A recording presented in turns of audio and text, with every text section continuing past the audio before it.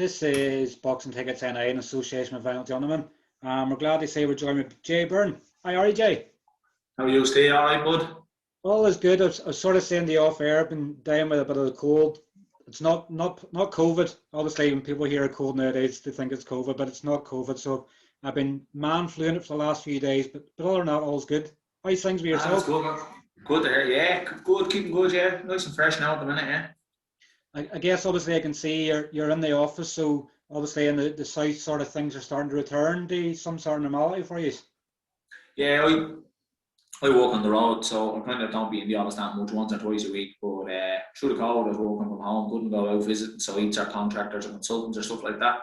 So I was just working from home. That's kind of where all the weight gain came from. But I'm back out active now. I'm kind of getting around. Sites are all open back up now in the last month, so I'm getting around sites and things like that. But I'm pop into the office once or twice a week and just go through some plans and designs and stuff like that. Fantastic. Keeps the mind active, keeps you working, and Yeah. probably after the last year or so we've had with COVID, probably makes you realise you probably still have a proper job rather than sitting in the house working. Yeah, it's same fucking routine every morning, you know, exact same routine, times, everything all through the day, and it's just gets in on you after a while. Now, I wouldn't mind, the first two wasn't too bad, but the last one now really hit me. Just I was trying to get out and do a bit of running and things like that, but it just wasn't working. My body was broke up, I wasn't cutting weight, and I just got fed up. That's how I ended up back in the boxing. And obviously, you know, you're saying there you're up to nearly 100 kilos. It's obviously quite a weight jump for obviously what you're used to boxing at. But I guess, you know, there's so many people out there who'll say that with lockdown and not things to do and not able to leave the house and do your normal things, it's so easy to put it on. Yeah, I was just sitting at home, kind of, I'd get up and have my breakfast and go over and onto my desk, and I'd be working away, and then the missus would come out and she'd be doing the kids' breakfast, and she'd say, "Do you want something?" I'd say, "Give us, yeah, whatever," and I'd have something of that, and then I'd have my meal, my lunchtime, I'd have my meal, and then for dinner I was having whatever was happening in the house, and then for 8 o'clock, 9 o'clock at night I was bored, so I just ordered a takeaway or whatever, or eat a load of junk food, you know what I mean? Watching a film with the kids or watching a series with ourselves, I was just, I will order something or just grabbing junk out of the press, and just over the months, you don't see yourself going on. It's only when you see pictures and things like that, and you go, Jesus, it size me. Between that and putting on clothes, but it wasn't really going out. So tracksuit bottoms and t-shirts, you wouldn't really notice it too much, but jeans and t-shirts, going out here and things like that, putting on that like that, I knew then I was getting into trouble, to be honest with you. Yep, exactly. So it's sort of glad that things are sort of getting back to normal and you can sort of get out. 100%. The whole head was going in this third lockdown. It was just mentally drained between work, and my game is obviously, my main thing is sales. You know, I do a lot of design, engineering and stuff like that, but the main based on sales and figures and things like that. When nothing coming in, it was getting in on me with my old brain, and then the fact I was stuck in and there was nothing happening, couldn't even go out for a game of Astro or that. I started going out running, and it did help, but my body was broke up and I wasn't losing weight, you know what I mean? So that, it was also really getting in on my head as well, you know. And I guess it's been hard to, you know, like I know my other half, sort of, she was furloughed for quite a long time, and you get into bad routines. Like she was getting up first thing in the morning and watching the news, and all you hear in the news is negative stories. You look on social media, it's negative stories about how many COVID deaths. There's nothing positive. So if you sort of struggled sometimes to find a positive to start your day, you know, so much of life nowadays is looking for a positive, but when everything around you is a negative, it's easy to get into that spin of going, I'll be all right, do it tomorrow, do it the next day. Exactly. The government didn't help, you know. You've never seen any light at the end of the tunnel. You just didn't know when things were coming back on. Like, we were supposed to go to Mexico last summer. I bought it for the wife for Christmas. She'd always wanted to go to Cancun, so I booked an all-inclusive trip to Cancun for Christmas, not gone the week before that. And that was cancelled. And I knew it was always something she wanted to do, you know. And so for this Christmas, I was like, well, sure, look, everything will be well back open by May, June of this year. So I booked it another one as a surprise for her, which she wasn't expecting, because we were in the process of buying a house and she didn't think we would have been doing it. So I went and booked that, and sure, look, we'd all thought at Christmas everything would be back to normal in kind of March or April, and sure, it's in June now and we're still not back to normal. You know what I mean? So that was another trip gone down the drain, you know what I mean? So it was just, the government didn't give us any light at the end of the tunnel, which didn't make life easier for people every day, because you just didn't know. You know, everything was hit and miss and everything was guess. You just never knew when you were going back to work properly. You didn't know when you were out. Like in my game, I didn't know when I was going to be able to go visit sites and visit some of the clients I would be dealing with, go into the office and sit with the lads and sit down on the bar table and throw out a set of drawings and start doing design together. It was myself and my brother. My brother worked with me, so myself and my brother were doing it from my kitchen table. You know what I mean? It was just it was a routine, you know. At the start, it was a bit of a novelty working from home and stuff like that. You know, I was getting to see the kids a lot more and the missus a lot more and whatnot. But you just need normality, you know. Definitely that. Sort of looking back, you know, I know obviously you're not, you know, when you probably look at people in boxing, you obviously don't have, you know, a big amateur career and things like that. You're actually a bit of a footballer. So you what sort of age did you do boxing or anything when you were growing up as a kid? You know, some people use it for fitness and things like that. What sort of age did you start into boxing? No, I went when I was what age was I? Oh, I think I was 19, 18 or 19. I went down to Monkstown, Polly Kinsley's club, and I just done 6 months. It was just like a big. My uncle was one of the coaches down there, and he told me to come down, so I went down with him, and I done 6 months, a couple of little exhibitions on club shows and things like that. So in Crumlin on the Thursday night shows a few weeks and done that. It was only for 6 months, 8 months, and I broke my hand. And I was always qualifying as an electrician. It was in around my third or fourth year. I was out at work for a few weeks and I said, I'm not doing this boxing anymore. I said, it cost me a fortune because at the time I was in the BUI, I was making great money as a third or fourth year electrician apprentice. Mm-hmm. And I just gave it up then. I only done it for like 6 months. And then it was 2013. No. Could have been 2013 or 2014. A friend of mine was in an accident and we were looking at raising money to help him out because they needed operations and things like that. So we said, yeah, look, we'll help him out. And then a few people said to me, why don't I do this? And I was thinking of doing a football match. Mm-hmm. And someone said, what about a white collar? They seem to bring in a big crowd and whatnot. And I was like, yeah, so we need to get people. So I was playing football at the time and I said to a few lads in the team and I said it to a few of the young lads. I used to coach young fellas growing up and they were all in around the 18, 19 mark at this stage. And I texted a few of them and they were all mad for it. So I got a group of people together and trained them for a white collar, ran the white collar, raised a few bob. And when it was over, then all the young lads asked me to continue on training them. And it just formed into an amateur boxing club. Then I started training them. And then I started doing a bit of training with them and getting in sparring. And I was still playing football. Football was always my love. And I was training with them and just getting in sparring with them and trying to teach them things and whatnot. And we ended up going out to Crum. It was a June bank holiday weekend. I was bringing the lads out. They were all having exhibitions. And Phil Sutcliffe just said to me, have you got gear? Which I was like, no. And he said, hey, would you get in and do an exhibition with one of the coaches? I was like, no, I don't box. And he said, it's just one of the coaches. It was actually Shawnee Carton, God rest his soul. He became a very good friend of mine after that. Mm-hmm. So I just said to my brother, here, give us your shorts and your boots and your gear. He said, I'll get in after you. And Phil gave me a gum shield. I moulded a gum shield and I got in. I had an exhibition with Shawnee and actually boxed very well. And from there, then I just started doing a couple of shows here, or getting in on a couple of shows here and there. And then I was enrolling all the lads into the Dublin novices. It was the October Festival, the first October Festival that was run by the Dublin County Board. And I ended up winning the Dublin novices at that. And then the Leinster Year 3s were next. That was October. Then the Leinster Year 3s were November. And I got into that and I won that. And the national novices were January. And then we got into that. I ended up getting beaten in the final.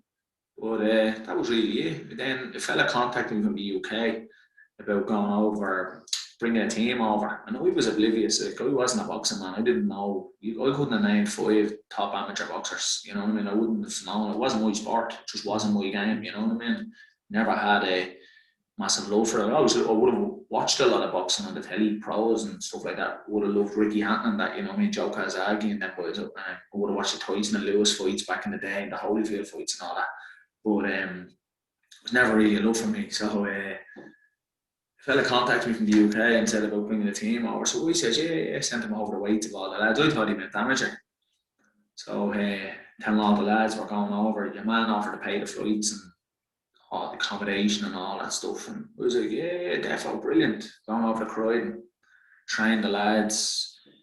Off we went over there, all the amateur gear with us, and then all of a sudden I got over there, realised it wasn't amateur, it was semi-pro, unlicensed. I said to the lads, okay, and I was down to fight as well. I was like, lads, if he's down to fight, you don't have to. I said I didn't know it was like this, and they were getting in against grown men. They were all 19, 20 coming at this stage, and some were older. I was older, obviously. And the lads were all mad for it. Yeah, we fight. They all had a good heart. I always see, find like if someone training you that has a big heart and the whole like you'll get that, that'll come into you. You know, I mean, all the lads are like that. My brother and that was there as well, and a few young lads, as I said, a coach growing up, and so we said, yeah, we'll go for him. He actually done really well. We won most of the fights over there, and it was like the pro saying, like, now I made the lads wear their headgears and the amateur gear because they were amateurs, and they won very well, boxed very well. It was a really great trip. Went up, got a weekend in London. The lads loved it. It was great experiences for them. They boxed in front of about 1,000 people and loved it, every bit of it. And then a month later or so, I got a message on Facebook from another unlicensed promoter, Pete Stoughton, who again became a personal friend of mine. He said about bringing a team over, and again, at this stage we had them fights. The lads were buzzing, loved every bit of it. You know what I mean? Because again, they were only novices. They weren't top amateurs that were going to get into the ring and bounce around and box the head off people. You know what I mean? They were like myself. They just were fit, hungry young lads that just wanted to fight. And so I put the team together and we went over there then, and I think the first time we went over there we brought 6 over, we won 6 fights, and 2 of the lads come home with belts. I think I actually came home with a belt, and another belt, Carl Kelly was one. And that happened and kept going for about a year. So at this stage I was done with the amateurs, because I had found a new little love there that it was 6-rounder, 8-rounders and stuff like that. And it was a fight. It was like lads that just wanted to fight, lads with similar boxing ability and experience, in front of 2,000 people, 1,500 people, 1,000 people, and it was brilliant. You know, no vests and proper pro gloves and stuff like that. I just loved it. You know, I'd done that for about a year or so, and Tommy McCormack, I asked Tommy would he come over to one of the shows. I knew Tommy through the amateurs as well, and he's a personal friend of mine now. He's a great guy, like, do anything for me, you know, same way I do anything for him. And I asked him to come over, we wrap our hands and do our cuts and things like that, because we're going into, there was a few tough fights we had coming up, and Tommy came over, and my opponent pulled out actually the week or two before, and the promoter got some other lad in. We didn't know much about him. We ended up knocking him out in like 30 or 40 seconds, and it was a bad knockout. And after the outside, afterwards, Tommy said to me, "You should just go pro." He said, "This is suited to you. You love it." He said, "You should go pro." And I said, "Oh, I don't have a clue about that." He says, "We'll look after you." He says, "I'll talk to Eddie, and Eddie Hearn will look after you and whatnot." So that's how I got into boxing. It was like pure fluke. I shouldn't have been in it. I just helped out, run the white collar. When the white collar was over, I planned on going back to football and leaving that behind me. And it was just the young lads asked me, would I stay on? What are we going to do now, Jay? He said, the fight's over. He said, are you going to keep training us and things like that? And it was just a bit of loyalty to the young lads, you know what I mean? They'd been loyal to me for years, as when I coached them from footballers. Some of them I had when they were 11, right up until they were 16, 17, and then they come back to me at 19 for the boxing, you know what I mean? Mm-hmm. So that was just fell into the sport, you know what I mean? It's funny to say how things in life sometimes turn out. You know, you can sort of end up in something you had no real thing in doing, you know? Exactly. You know, just goes to show you that if people don't have that sort of eagerness or the mindset to sort of go try something new, they don't know what's around the corner for them. It's flipped completely now, because it was funny. I was only saying this to someone yesterday that I was actually still playing football matches a week before my debut. I was still out playing 90 minutes. I was actually coaching, managing the team, but I played for the team as well. And I was still playing a week before my debut, and then once the fight was over, I was back to training on the Tuesday night, and I never missed training. I was there every Tuesday, Thursday night at every match right up until my debut, and straight back in on the Tuesday, and I was back playing that Friday. And I went on up until I was going to start boxing on the big fights, the fights I was getting paid for, and I'd agreed to fight the likes of Cash and Kelly and things like that, because I said right, I better start hunting the boxing first, because it's starting to get me into good fights and starting to make a few bob and things like that. So that was the only reason I kind of understood. I was still involved in the football, but then when I finished up in the football, I haven't gone back, and I've no intentions of ever going back. You know, so I play twice a week now with my mates, and the Tuesday and Thursday night, and I love that. That's, to me, I burn off nearly 1,000 calories. I run about 7 or 8k, and I'm doing a sport that I loved, I've a lot of love for over the years, you know what I mean? That does me now. Boxing is now my number one, and the way it's flipped, like. It's crazy how it works out. Like looking at your record, obviously, if anybody's looking at your record, they sort of go 9-8, you know. But if they don't, obviously, they just looked at 9-8 and went, it's all right, sort of middle of the road sort of thing. But like as you sort of just mentioned there, Felix Cash, Josh Kelly, Paddy Gall, Anthony Fowler, all really, really good amateurs or Olympians, or Paddy Gall was a Commonwealth gold medalist and things like that. I think six of the fights you've had have been unbeaten fighters and stuff as well, probably even more. But like from obviously you'd sort of fell into sort of sport, they obviously then be boxing people like that. I'm guessing obviously it gives you a lot of pride, and somebody go, oh, there's Jay Byrne, he fought such and such. You've always been in people's minds of who you've actually fought, when some people will never get to fight a big name whatsoever. Yeah, it was just the way I took the career. I just didn't want to do the. I got bored. I wouldn't say I got bored. It was just. I said to Tommy when I was 3-0, I said, Tommy, what's the story? When am I going to fight someone that's good? And he said, what do you mean? He said, you've actually fought decent lads. I think 2 of my first 3 opponents had winning records. The first lad I fought was 7 wins, 3 losses. People were saying it was suicide with no amateur career going into a fight against a fella that had won 7 out of 10 fights.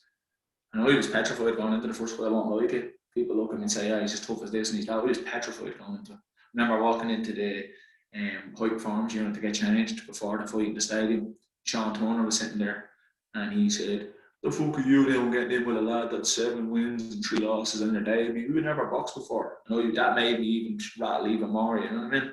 We're going to knock him out in 2 rounds. He was brutal, you know what I mean? But he's just a good record. And second lad, I don't think was great. Third lad was 3 for 1 or something like that, but he was a lot heavier than me. I was only had to be in Vegas and I came back a few days before the fight, 3 or 4 days. But Mark Dunlop knew about that before making the match. It was that middleweight or whatever it was, 73, 74 kilos. But yeah, I just said, Tommy, I don't want to keep selling tickets just to fight these lads in the stadium. I said, it's fucking stupid. I said, even a couple of my mates are saying, sure, you're obviously going to beat this lad, you're obviously going to beat that lad, you know what I mean? So that was it then. It was a week or 2 later. I fought in the stadium to go 4-0, which was a tough fight as well. It was my first time doing welterweight. I actually done weighed in at just 67 or 66.9 or something. It was my first time ever doing that weight. And I was drained for it, to be honest. I didn't do it properly. I didn't know how to do it properly or anything like that.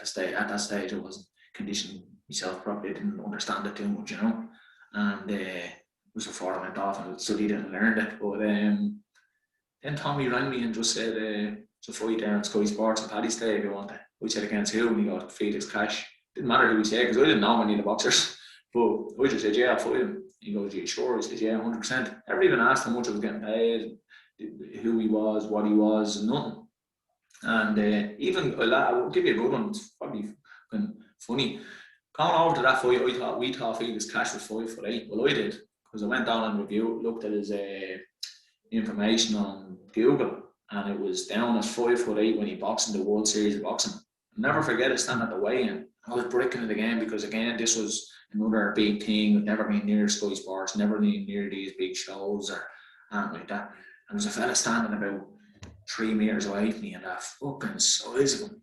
And I said to Tommy, that looks like a man I'm fighting. And Tommy goes, nah, bud, that's not him. He's way too big. Then the next minute they call out both their names and fucking your man who's 6'3" over there starts stripping off, and I go, Tommy, that is him. Went up in the scale, and I'm after stuffed myself because 3 weeks before that I fought a welterweight, which was at 67 kilos. This fight was at 73.5. I was just stuffing myself for 3 weeks to try to put on a bit of weight. So we stood on the scales, he was twice the weight to me and probably 4 inches taller than me, 5 inches taller than me. But again, going to the ring that day, my legs were like jelly. I was petrified. Because again, it was just this big step up and it was like my debut all over again. But again, I felt I dealt well with it. I was never going to outbox them. I still say to Pete when I'm training, I'm never going to outbox these lads that I'm training with that are Olympians and massively decorated amateur stars. I'm never going to outbox them. You can't outbox these people. It's like me trying to take up football at 27, 28 years of age and think that I'm going to be able to have the same skill set and movement as a top level international. It's not going to happen. It's just not going to happen. So I got to do what I can do, and what I feel I do good is I fight. I like to fight. You know what I mean? And that's what I tried to do against Cash. I covered up and I tried to catch him when he was landing shots at me. I was trying to come back with shots and things like that. And then in the 4th round or the 5th round, he caught me a solid 1-2. I think it was 1-2 or 3. And I knew he'd caught me flush, and I knew he didn't hurt me. I dropped my hands to my waist and just called him on. I said, "Come on, that's the best you have, is it?" And he looked at me as if to say, "This lad's a fucking head case." And off he went on the back foot, and I actually pushed him back. There was a nice shot of me having him against Rose, probably the only time I'd done it. And I was offloading on his body and that, you know what I mean? So, again, I lost the fight and I lost. He definitely won the fight. There was no questions asked there. But to me, I applied a good account to myself, and then I got the Josh Kelly fight, you know what I mean? And that genuinely was a fight that people probably say, "Yeah, we'll even think like that's stupid," but I genuinely felt that by doing 6 rounds of Cash, him not phasing me with power or anything like that, that I actually had an opportunity to maybe upset the odds against Kelly. Not because of ability or that, but I just felt that all the pressure was on him. It was on the Julio in Dongo and Ricky Byrne's world title undercard. It was the live float. It was right before the main event. The place was absolutely packed. And I just felt the pressure wasn't on me. To me, I'd be honest with you, I had no nerves going into that fight. Mm-hmm. And I genuinely felt that I was going to be a bigger, stronger man than Josh Kelly. And I just felt that he ain't going to hit me with that. That's going to phase me, considering Cash didn't. And I just felt I could have roughed him up and I could have got into it. And look, I did. I think on the judges' cards, I don't know if they gave me 1 round or 2 rounds. And to me, that's an achievement. Okay, not celebrating or winning a round, but you got to think about it again. He's an Olympian. Exactly. I'm not fucking. I've never won an Irish title at any level. Never mind top level, open level. You know what I mean? So to even get a round or 2 off an Olympian, to me, is a big achievement. And to do it in front of the crowd that I'd done it in front of live on Sky Sports, that to me was an amazing night. It was one of the best nights that I've had. It was one of the best experiences of my life. My brother and Tommy and the lads, they were off more nervous, I think, than I was walking out and we were waiting for the cameras to come on. My brother was standing biting his nails, rattling he was, and I had to go over and tell him, "Look, calm down, everything's all right, I know I'm down here, we're all good," you know what I mean? Mm. Now, Josh did catch me with a serious body shot in the 5th round that nearly took me down, but I had the heart to stay up, you know what I mean? And I went on, I fought on and to complete the 6 rounds, you know? I think it's a good trait. Obviously, Irish boxers always have plenty of heart, and you need a sledgehammer to put them down sometimes, and probably that's testament to the fact that no matter what your ability is as a boxer, if obviously you're able to take somebody's best punches and still go, "Well, come on, give me some more." That's all. That's the heart. That's all you want. Somebody could have all the ability in the world, but they could hit 1 punch in the chin and go down and go, "Can't be bothered anymore." You have it in your head. You just have to look at the likes of Amir Khan and that. Like, that fella's ability is next to none, but every time he stepped up, he got put in his arse and put to sleep. You know what I mean? Badly, he was knocked out all the time. He was a glass jaw. And there's a few others out there. I'm not going to start naming names or anything like that because I don't want to upset anybody. But there's a few in the Irish scene that are pretty much the same, that have stepped up, and when they seem to step up to our level, I'm not even saying world level, they go up against someone that kind of boxes that has a bit of poke about them, they get hauled over, you know what I mean? And they're decorated stars, whether it be amateur or what. To me, I have a solid chin. I'm a lucky one. You can't put muscle on a chin. You can't train to have a good chin. I do believe conditioning and doing your weight cuts properly and things like that definitely helps when it comes to getting hit in the head and people getting knocked out and whatnot. It's down to sometimes overcutting weight and things like that. But I have a solid chin. I've a good heart. I've always been the same. Even on football pitch, I've always been gritty, and I'll always run right till that final whistle. I'll be still throwing tackles in the last few minutes. I've always been like that, just an old school footballer, you know. And would you sort of say that so obviously fighting, in a unification fighting in Glasgow, Burns and Doggo, would you say that'll be a highlight of your career, or would obviously bring winning either of the Celtic belts be the highlight of your career so far? I don't think that will ever top the night in the stadium.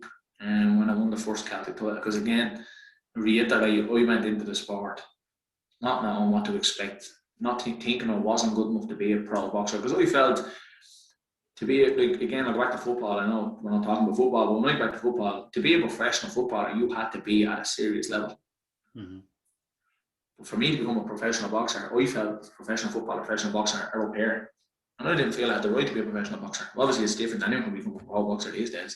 Mm-hmm. You know what I mean? But to me, I just didn't feel like I belonged at that level. And then to win a fight, to me, like you could see the reaction. There's pictures up on the old social media, and that my reaction when I won my first fight, I was absolutely over the moon. Like I roared with excitement and happiness when I won the first fight. You know what I mean? But to win the Celtic title at that time, to win a belt, it didn't matter what belt it was. I could have got a belt in Argos. You know what I mean? Just to win a belt, and again, not even that, but there was a comment made. Again, I won't name names. There was a comment made that it was before the Josh Kelly fight. So that fight was still happening in May, and I was told they delayed. They wouldn't agree to the fight, and then the Kelly fight came, and I accepted the Kelly fight. And then I was told before the Kelly fight, when I lost to Kelly, I wouldn't be a worthy opponent for Gerard Whitehouse. And I just laughed at it, you know. And then it was Dan who came to me again to make the fight. And then I get in and knock him out, you know what I mean? And who again was a 7-0 decorated amateur. So to me, that was just, I had kind of achieved way more than I ever thought I would. And then my head was always, I can never get better than this, so I'm just going to finish up at that and walk away, you know? Because again, I don't need the career, I don't need the box. It is just a hobby. It's not a job for me, it's just a hobby. And the night in the dressing room, I think was it Johnny? Oh, it was Johnny. One of the lads from Irish boxing come in and done a little interview, and I think I said after that, look, I'd be happy to walk away here, lads, you know. And then the talk started for the Irish title with Craig O'Brien. So I was like, yeah, sure, look, go on, we'll go for it, you know what I mean? Mm-hmm. But that definitely, I think, would have been the best night. I just think everything around it, there was a bit of hostility about it, and, you know, it's probably the only opponent I haven't got a good relationship with. Well, I haven't got a bad relationship with him, I don't have any relationship with him, but it was probably the only opponent I don't have a good relationship with. Out of all my opponents that I've fought, even one or two of the journeymen that I've fought at the start of my career, I actually will keep in touch with, you know. So it brings me obviously on the sort of something I hadn't sort of planned, but obviously you and Paddy Gall, obviously the weigh-in, you know, Paddy Gall brought you a birthday cake. Yeah, it was funny because I actually have so much respect for Paddy as well. I actually would class Paddy as a mate, you know what I mean? He's an absolute gentleman. I think everyone loves Paddy in the sport. If you don't like Paddy, you have a problem. He's an absolute gentleman. But it was funny because we sparred only a month or two before that. And again, when I got inspired on Paddy, when I was asked would I be around to spar Paddy, to me that was like, Jesus, Paddy Gallagher wants to spar me. He won a combat gold medal. What's he want to spar me for? You know what I mean? Mm-hmm. And when we sparred, it was a good knock. It was a good spar. You know what I mean? Paddy does what Paddy does, and I do what I do, and that tends to be a fight because the two of us like to fight.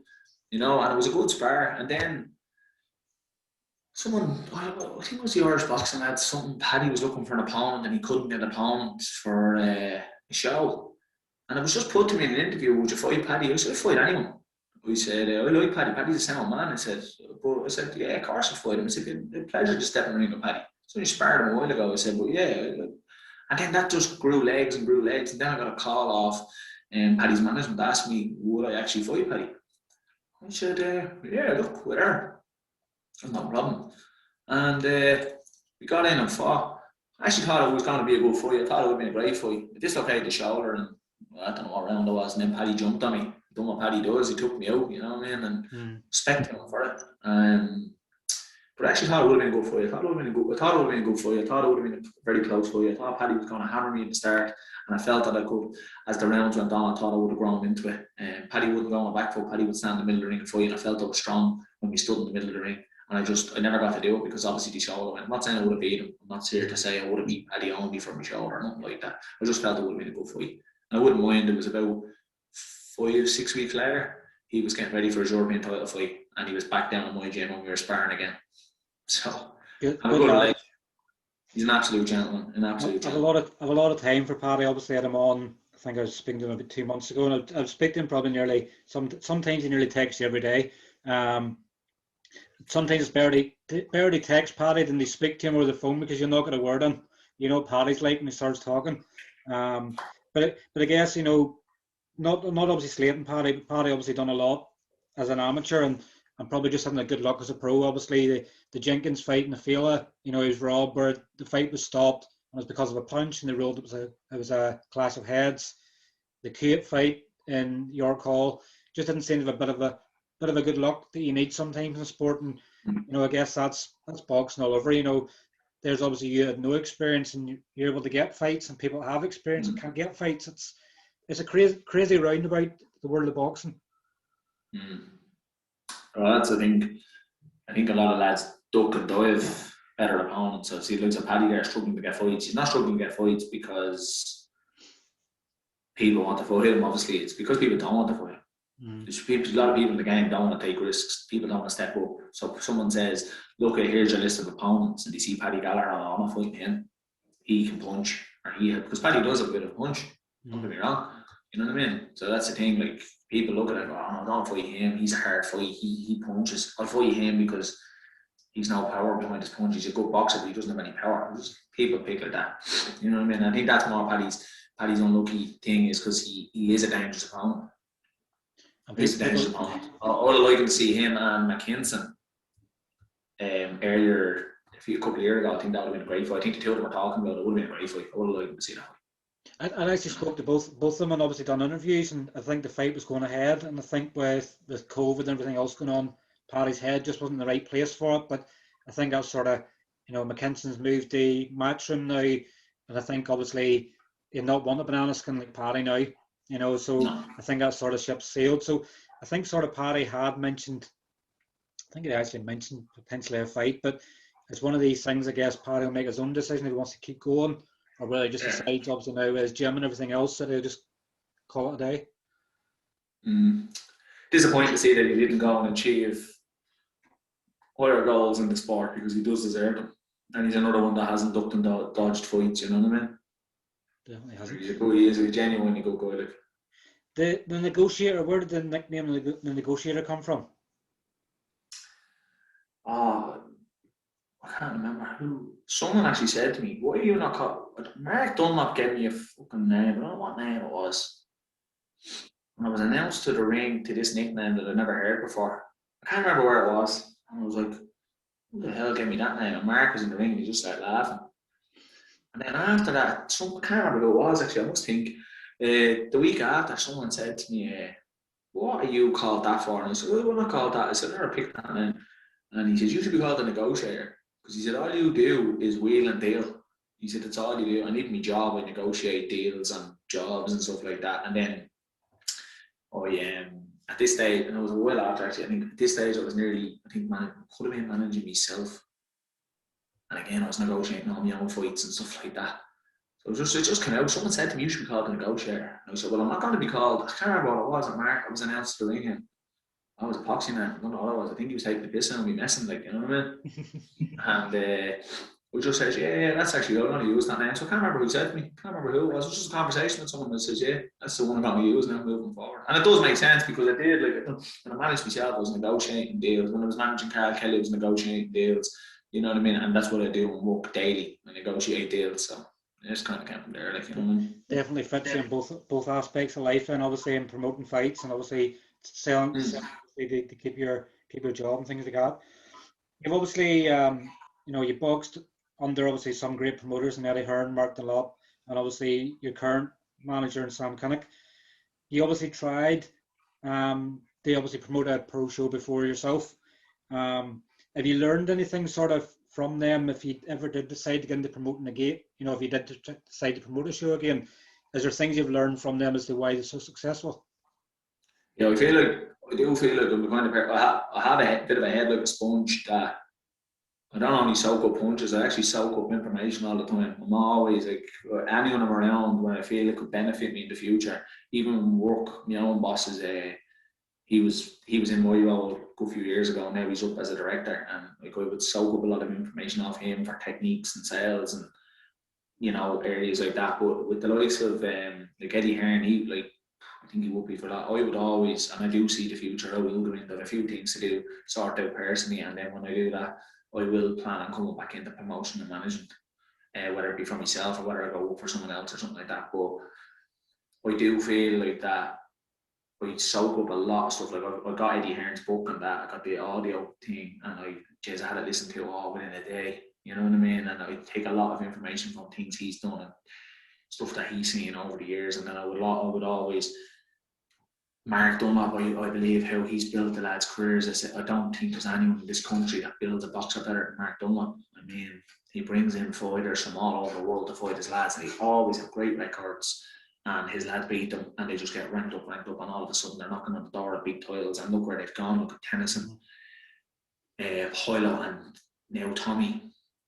You know, like phenomenal jobs with them. And I have to say, I think he is the best in the country at building up fighters to get them into positions. Even Eric Donovan now is, he's got us in the European title fight. I think that was Eric's dream all the time, was to get the European title fight. And the Boxing Ireland lads did the best they could at the time to get him up as far as they could, you know what I mean? But Mark has got that now, and I just feel Mark is very good at what he does, and I do believe that. I think it's Mark just got used to over the years, bring his lads to these countries, bring them into countries and get them a win or two and bring them home without having to run a show, or without their lads having to pay 3-4 grand for opponents and ticket sales and all.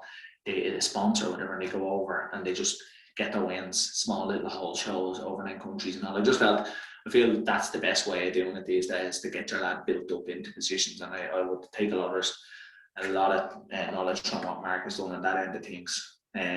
Regarding Sam, with Sam as well, I have a great relationship with Sam. I think he's a really nice guy. I think he's a genuine guy.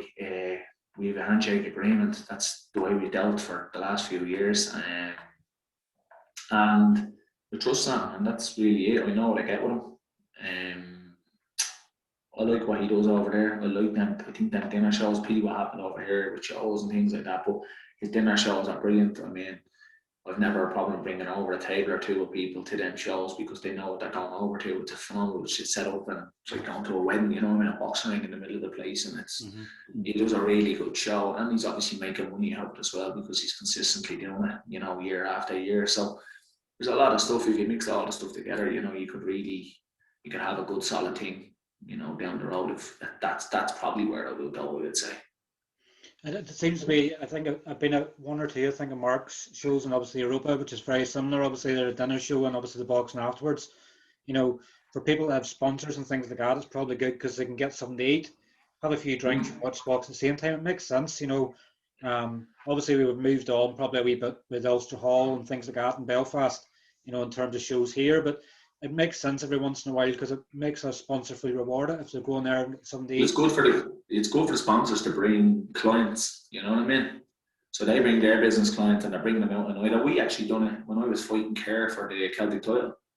My job would be, as I said, negotiating deals and things. And that comes with wining and dining clients and bring them out for dinners and lunches and stuff like that to negotiate prices and deals and stuff like that.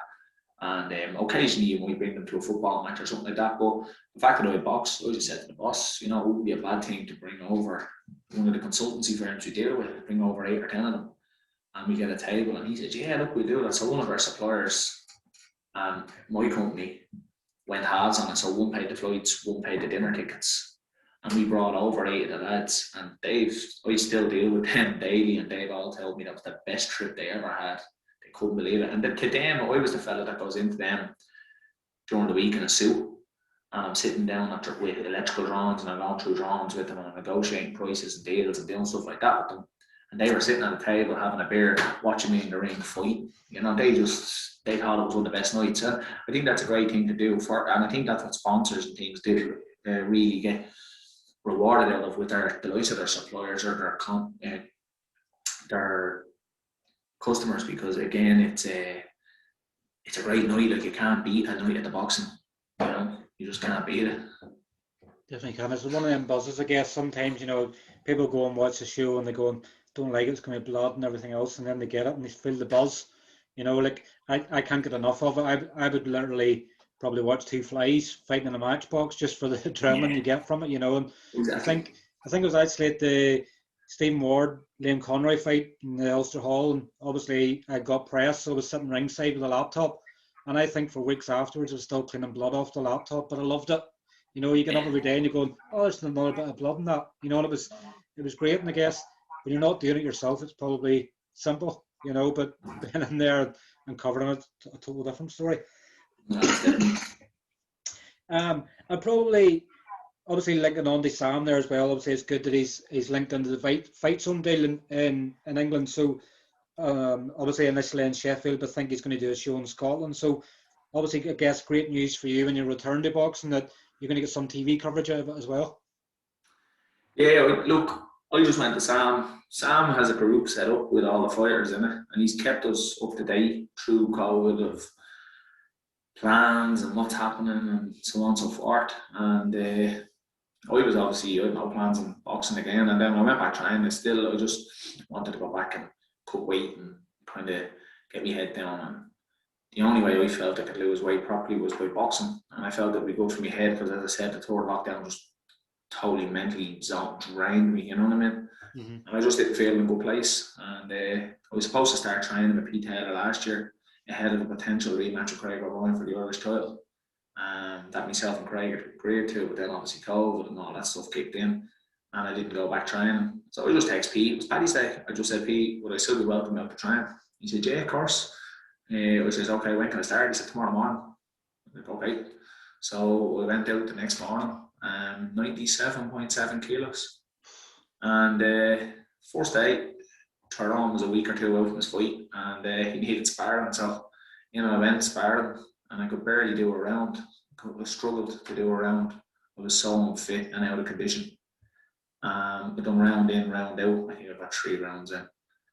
And then we sparred yesterday with Tyrone, and I done 6 rounds. So the improvement in the 3 months has not only lost two stone of weight, I've actually got up to 6 rounds sparring now. And I probably could have done another one, maybe 2 if I had to, you know what I mean? But it's the only thing I needed for the head. I'm actually so much more positive, playing around the place now, much better. My work, I feel I'm better at work. I feel my personal life with my wife and the kids, I'm much better humoured, and I'm not going to rub anymore. I'm constantly, up and down and out and doing things and whatnot. So it's been absolutely great. I've loved every minute of it.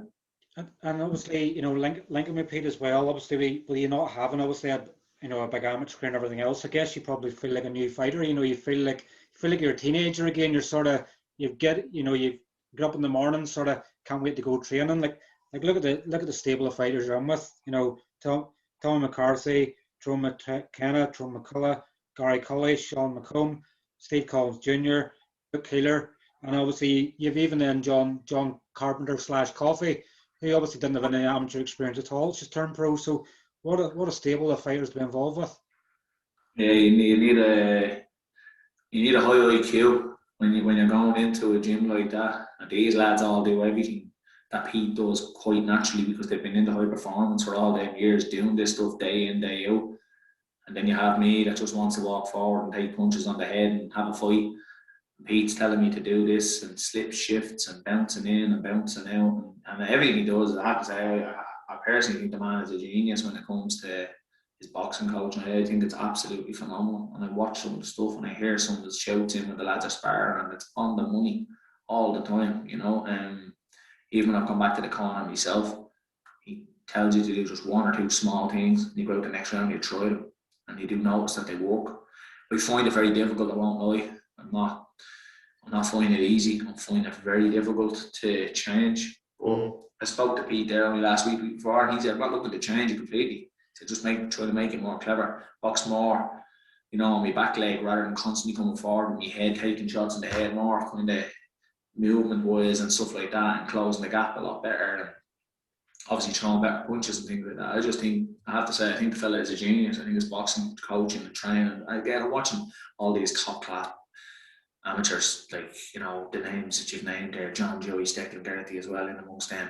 There's so many of them in there. I was watching Tyrone McKenna and Sean McComb spars. You wouldn't have seen on a matchroom show on a Saturday night as a main event. The standard was unbelievable, and I'm getting in the ring with these lads, and again, these are lads that I would have looked up to when I started boxing, when I got into it, and seeing these lads going to Olympics and things like that. Dude, I've never thought in a million years I'd ever get near that. You know what I mean? Never in a million years. And now I'm getting to train beside them and getting in the ring with them. Now I'm not beating them, it's sparring. But doing the rounds with them and, even landing some shots and working on things, I'm never going to fight lads at that level. I don't think that's my plan. If I'm going back fighting, it's not to go on to Sky Sports and fight an Andy Fowler or fight a Josh Kelly or anything. My plan it'll be come back, have a warm-up fight under Pete, really excited to work with Pete in the corner. So I want to do a proper fighting camp with him. We're not doing a fighting camp now. I'm just doing a fit camp basically with him. I'm doing everything there. I'm training, I'm sparring, and I go in and I do sprint sessions early on the Wednesday morning, and I get my sprint session done. You know what I mean, before work, and I do my track sessions then on Fridays and things like that, and along with all my boxing sessions with the lads, and I'm enjoying every bit of it. So my plan was just to go back, lose weight, see how it went. I did speak to Pete, and Pete said I should have a couple of fights, and we said, yeah, look, so as I'm from Monday, I was down 2 stone from when I started, just over 2 stone now, and I think another stone comes off, I'll be sitting down in around the 77, 78 kilos mark, and that to me is what I used to start camps at. And I said to Sam, look, I'm going to have a warm-up fight in September, and I want to join him. And Pete's going to pick the opponent. He's going to pick the right opponent that we can actually get in and I can demonstrate what I've been doing, and just to see myself. One, have I still got the spark? Oh, do I still want to be in there? 2, is what I'm doing in the gym under Pete working?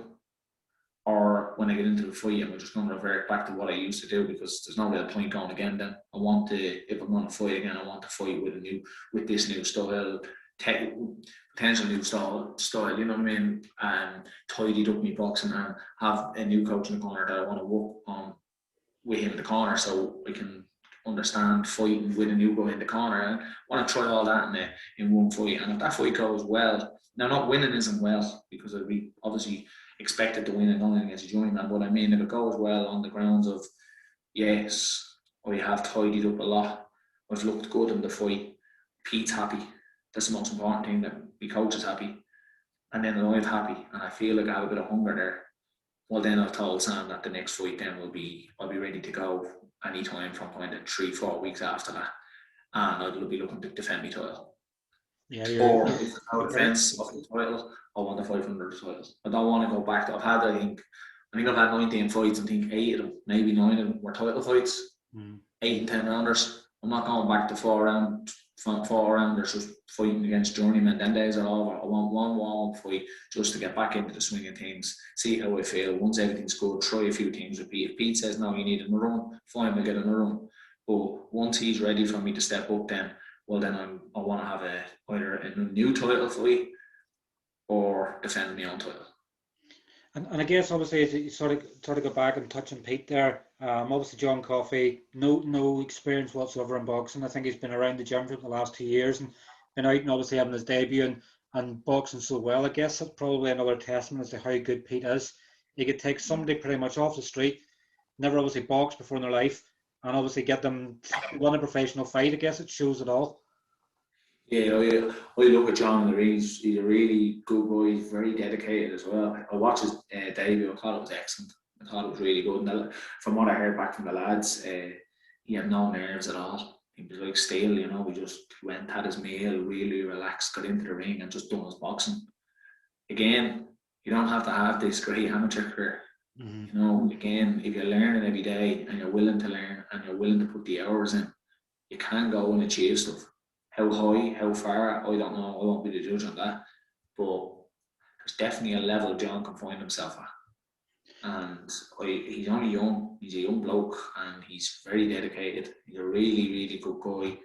And I watch him sparring. He's a good guy. Like he's a solid guy. You know what I mean? And I think he'll do well. I think he'll do very well because I do believe Pete won't come with him. You just have to look at what Pete done with Luke Keeler. You know, Luke was it wasn't a bad level. He was Irish champion and he won a Celtic title and an Irish title, but he kind of was at a steady kind of level. And then he just propelled when he went to Pete. He just ended up sparring Luke when he had just got to Pete. He was only with him a few weeks, and I thought I thought it done well in the spar. I thought it was a really good spar. And then I went down a while later. I don't know, it was 4 to 6 weeks later, and Luke was like a totally different fighter. It wasn't a good spar for me at all that day. You know what I mean? And he just propelled, and look where he got to. He got to a world title level, fell short at world title level, which is no shame there. Another testament to Luke as well. He put the work in, you know what I mean?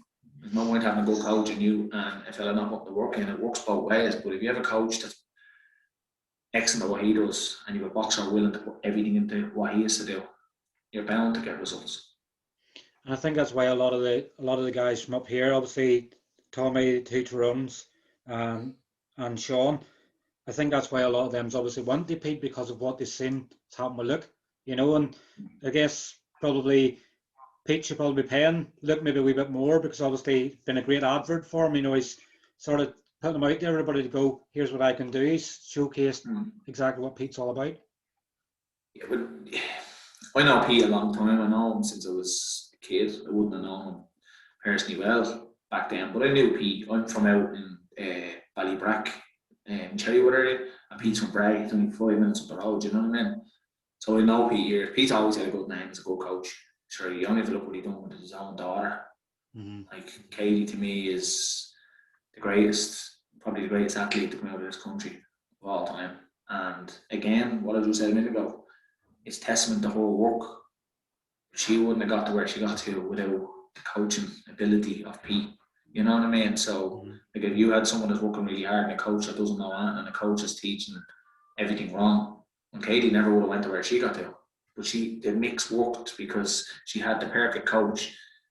And I'm sure Pete, when he started with Katie, wasn't at the level he's at now. He had to study. I know I've heard stories of Pete going over to Russian camps and Kazakhstan and all to learn and to be a part of their camp. So he's learning, he's bringing it back and delivering that then to his fighters and to I'm sure Katie and to the fighters that he has now. So I mean, again, he hasn't just picked this all up himself and taught himself. He's gone and done his homework. And I heard an interview recently where he always says himself that he'll learn off other coaches as well, and he always takes in bits and pieces off other coaches as well. And if he thinks it'll work with his fighters, he'll use it. He's no shame to say that. And that's, you always have, every day is a school day. Every day is a learning day. You know what I mean? Every single day. If the day you switch off and you're not willing to learn, it's the day you may as well give up, because there's always something out there that you can add to your game. And he obviously had to do that when he started training Katie when she was only a kid.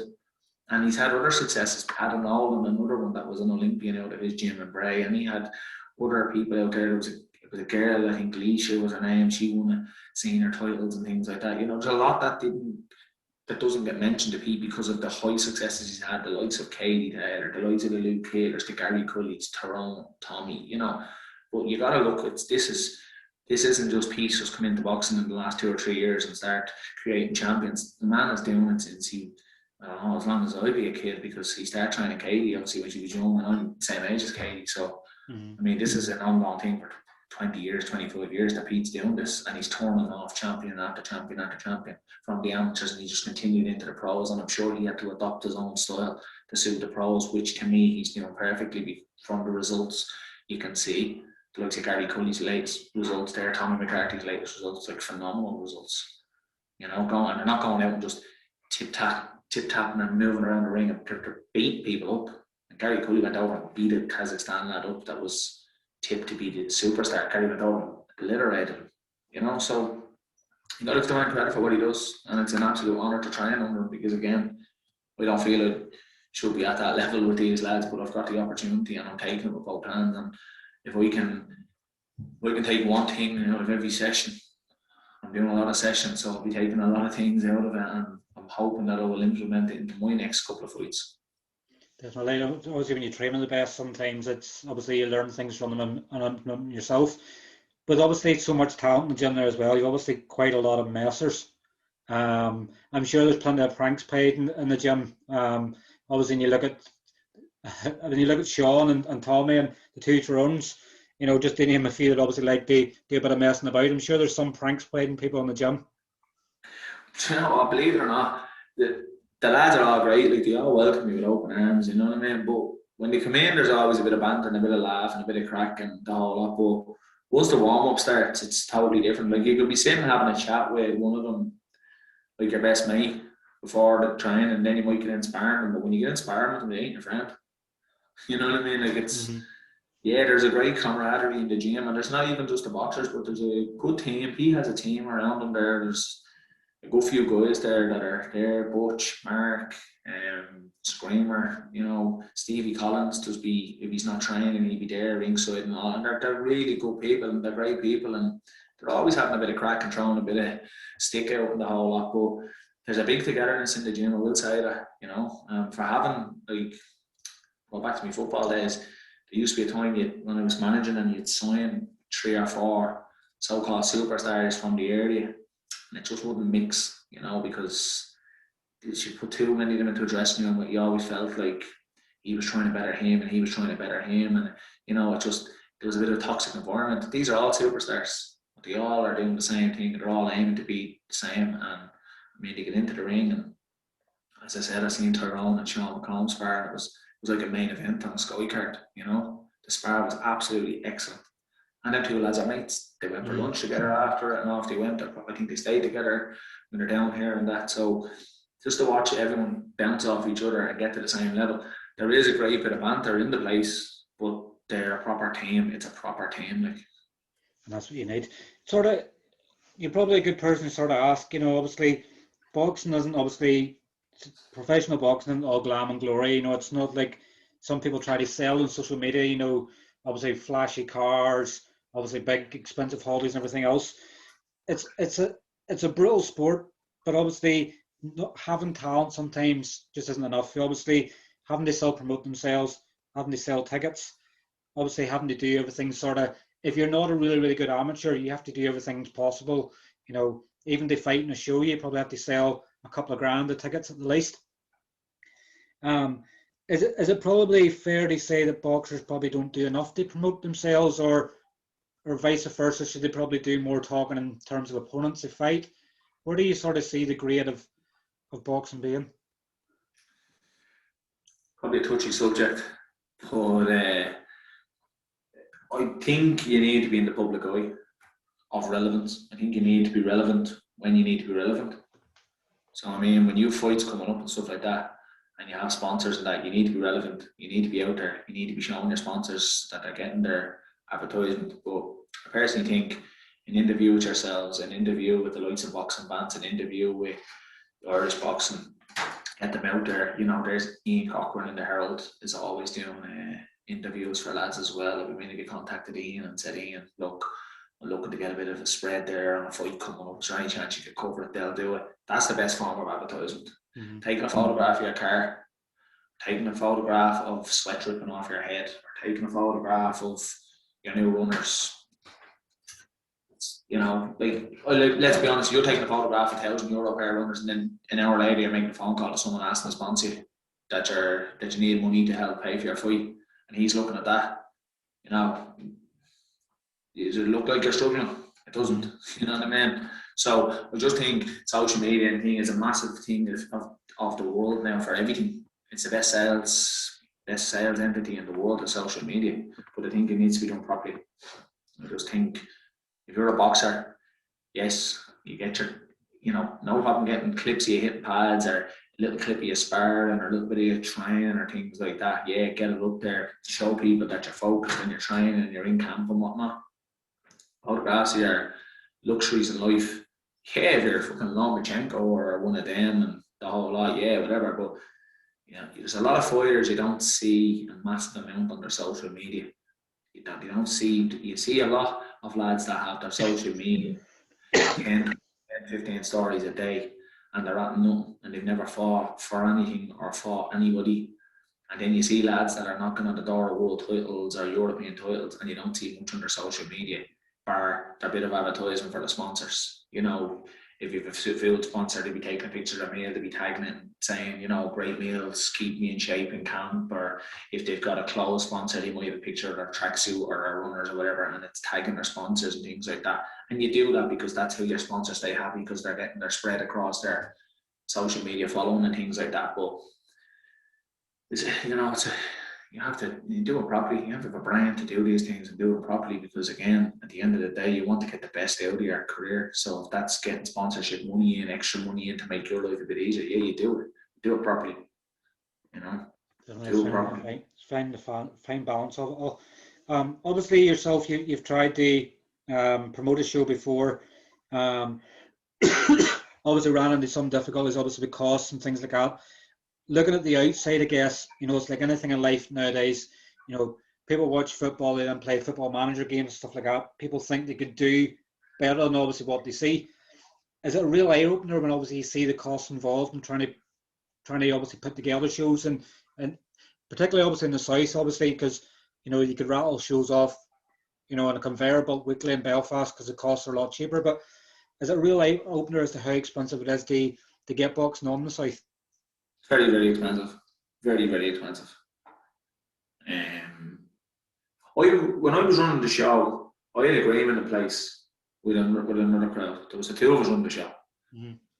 It was assassin boxing at the time, Connor Slater and Kaz Evans. And the costs were the costs, we had agreements that I was doing all the promotional side of things. I was running the show basically, and they had their couple of things to do. One of the things they had to do was get the bond paid up to Mel. I think the other thing they had to do was arrange the tickets. They were getting the tickets sorted with the online ticket company, tickets.ie or wherever it was, and they done that. And the other thing was they had to pay Mel the bond. Mm-hmm. And the bond was never paid. So I had everything done. We done the press conference, and everything, and I personally thought it was going to be a phenomenal show. And they never paid the bond, and then Mel doubled the bond. And it was a week before the show. You'd have 20 grand up front to pay the bond, and that didn't happen. Again, look, Mel had his reasons for doing it, and I respect the man for what he done. We had a bit of a back and forward at the time. Again, that was heat of the moment stuff. I was totally distraught. I put a lot of work into the show with all the posters, all the advertisement of the show, the cards, the fights made, opponents all sorted, and everything sorted, basically done. The show was 2 weeks away from going. And I thought that was in place. I thought the bond was being paid. I thought everything was smooth. I had done my end of the deal, and they didn't do theirs, and that was it. They didn't do it, and it was straightforward. And Mel doubled the bond. He doubled the price of the bond. Now the prices were very, very expensive, but they were going to be covered. Wouldn't have made any money out of it. But the prices, I knew that going into it. My thing was I wanted to bring a new brand to Irish boxing. I wanted to bring a professional brand to Irish boxing as well. I wanted it to be a really top class show. And I wanted to work with the other promoters. I wanted to work with the lads. I had a lot of respect for Stephen and Leonard for what they do down in the south. I think what they do, they're trying their best. They're doing everything they can. They're running small shows off. They're not making lots of money. They're probably not making any money. I don't know their finances on their shows, but I know what it costs to run the show in Ireland. And I know they're doing it a lot of the time to keep their fighters happy. And they're consistently trying, and they're consistently the only ones that are running shows. Okay, nothing's happened the last while because of COVID.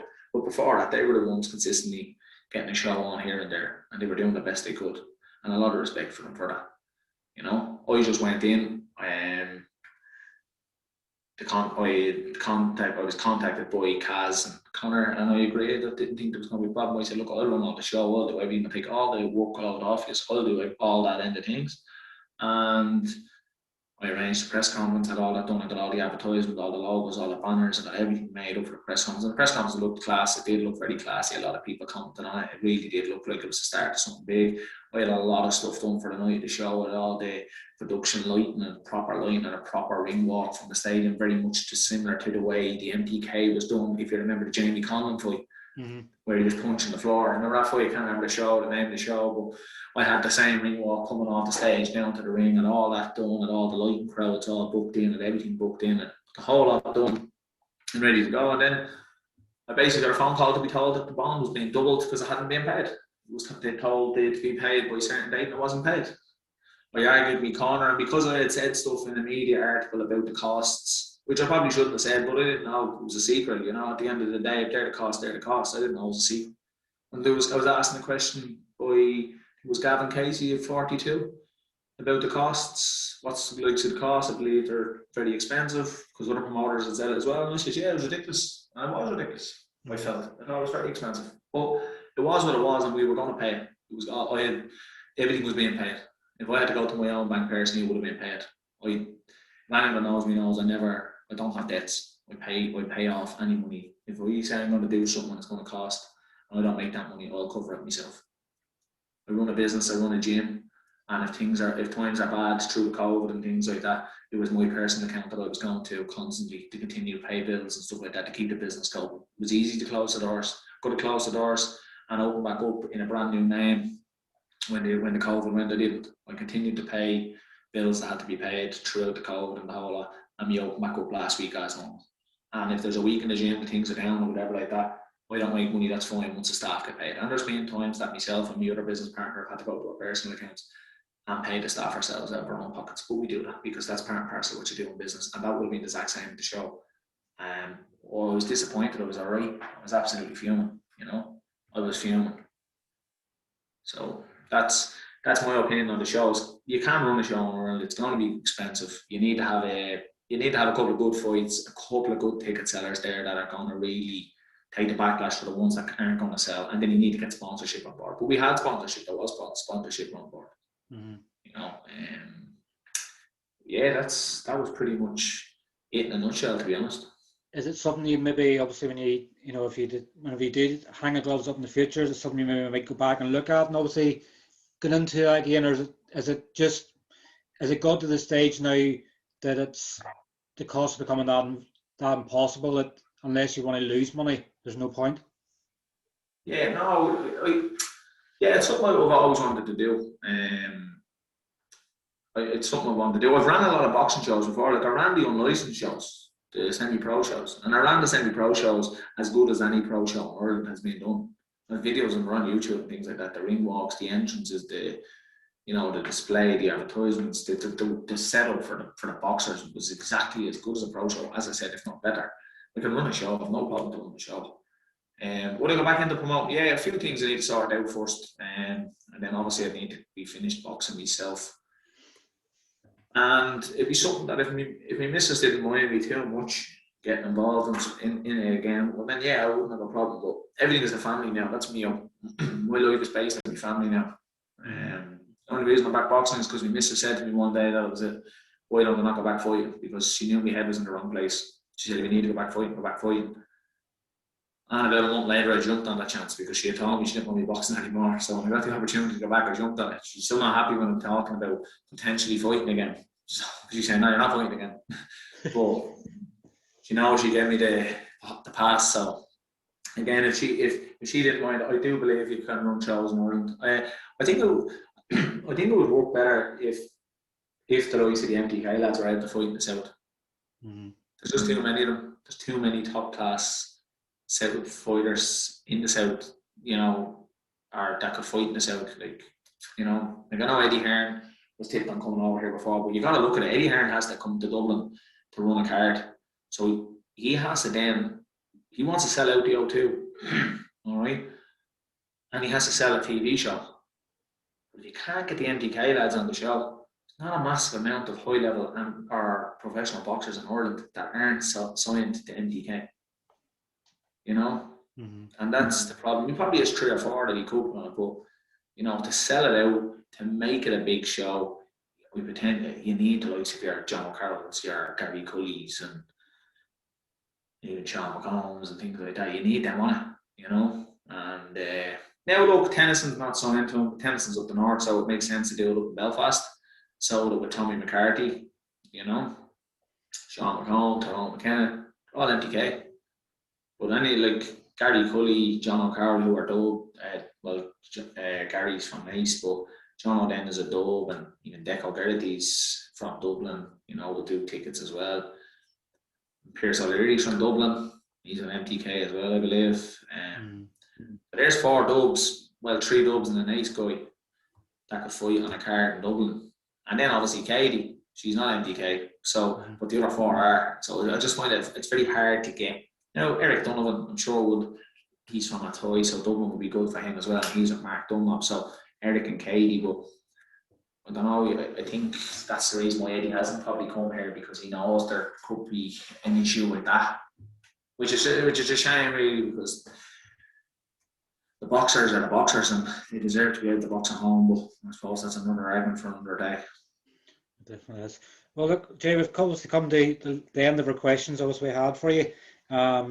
Obviously, it's great to obviously learn a bit more, obviously about you and obviously who you are as a boxer and everything else. And I guess sometimes it's refreshing, probably to people watching in as well, at the fact that you don't have to be the most talented amateur boxer in the world. If you have the heart and the grit and obviously the will to win, you can go anywhere in the sport, you know. So obviously, I know you still a wee bit of weight to lose to get back in the ring.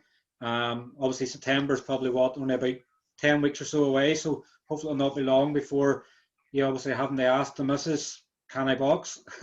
Yeah. But obviously, I'm sure we'll keep tuned in as ever. And I say, hopefully, when you do get your fight news, get you some more coverage and keeps the bug going. But obviously, thanks very much for agreeing to obviously have an interview with us. And I'm sure we'll catch up again soon.